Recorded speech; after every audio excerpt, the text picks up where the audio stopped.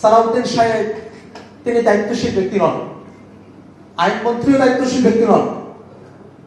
সংস্কার পরিষদের অধিবেশন আহ্বানের জন্য একমাত্র দায়িত্বশীল ব্যক্তি হচ্ছেন প্রধানমন্ত্রী, যিনি রাষ্ট্রপতির অভিষেকের মাধ্যমে এই অধিবেশন আহ্বান করবেন। আমরা প্রধানমন্ত্রী জনাব তারেক রহমানের কাছে তার স্পষ্ট বক্তব্য আমরা জানতে চাই।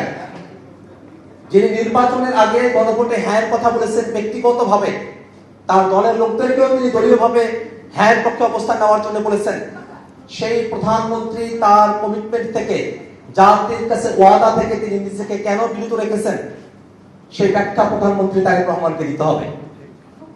এমন জনগুরুত্বপূর্ণ একটা বিষয় যেখানে 24-এর অভ্যুত্থানের মধ্য দিয়ে জনগণের অভিপ্রায়, সার্বভৌম অভিপ্রায়ের প্রকাশ ঘটেছে এবং 26-এর নির্বাচনের মধ্য দিয়ে 70% মানুষ গণভোটে হায়ের পক্ষে তাদের মতামত দিয়েছেন। এত বিপুল সমর্থন থাকার পরেও প্রধানমন্ত্রী তারেক রহমান গণভোটের প্রসঙ্গ, সংস্কারের প্রসঙ্গ, সংবিধান সংস্কার পরিষদের প্রসঙ্গ তিনি এড়িয়ে যেতে পারেন না। অবশ্যই প্রধানমন্ত্রী তারেক রহমানকে তার ব্যক্তিগত বক্তব্য এবং তিনি একটি দায়িত্বশীল অবস্থানে রয়েছেন, সেই দায়িত্বশীল জায়গা থেকে তার বক্তব্য অবশ্যই পরিষ্কার করতে হবে।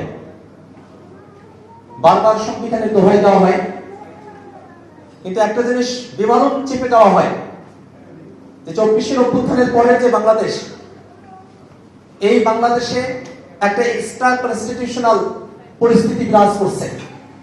আমরা পুরোপুরি সংবিধানের ভিতরেও নাই, আবার আমরা অসাংবিধানিক কিছু আমরা করছি না। যদি অসাংবিধানিকতার দোহাই দেওয়া হয়, তাহলে আজকে বিএনপির যিনি আইনমন্ত্রী আছেন, তিনি তখনকার অ্যাটর্নি জেনারেল, সরকার গঠন হওয়ার আগেই 5 তারিখের পর বিএনপি অ্যাটর্নি জেনারেলের অফিস কিভাবে দখল করেছিল, সেটা কি সংবিধান সম্মত ছিল কিনা, সেই প্রশ্ন আমাদের আছে। আমরা তাদের কাছে জানতে চাই যে সংবিধানের 106 অনুচ্ছেদের বদৌলতে রাষ্ট্রপতি কোর্টের থেকে পরামর্শ চেয়েছিলেন, তখন তো কোনো প্রধানমন্ত্রী ছিলেন না, তার থেকে পরামর্শ নিয়ে রাষ্ট্রপতি কোর্টের কাছে পরামর্শ চাইলেন, সেখানে সাংবিধানিকতা রক্ষা হলো কিনা সেই প্রশ্ন আমরা করতে চাই। যে রাষ্ট্রপতি একটা তত্ত্বাবধায়ক সরকারের ফর্মুলা সংবিধানে না থাকার কারণে হাসিনার সময় থেকেই বলা হতো তত্ত্বাবধায়ক সরকার হবে না, এই সংবিধানের কোথাও তো অন্তর্বর্তীকালীন সরকারের কথা বলা নেই। তাহলে সেই অন্তর্বর্তীকালীন সরকারের শপথ অনুষ্ঠানে বিএনপির নেতারা কোন সাংবিধানিক উপায়ে উপস্থিত ছিলেন, সেই প্রশ্নটা আমরা করতে চাই। কারণ এই প্রশ্নগুলো সংবিধানের ধারা দিয়ে ব্যাখ্যা হয় না, এই প্রশ্নগুলো ব্যাখ্যা হয় জনগণের অভিপ্রায়ের ভিত্তিতে।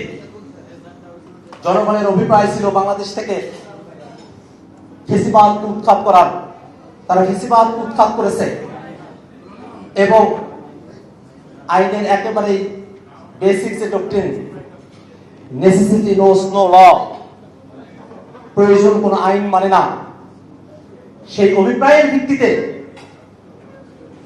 106-কে জাস্ট একটা অস্ত্র হিসেবে ব্যবহার করে এই সরকারের সাংবিধানিক ধারাবাহিকতা বা অন্যান্য বিষয়গুলোকে সংযুক্ত করা হয়েছিল।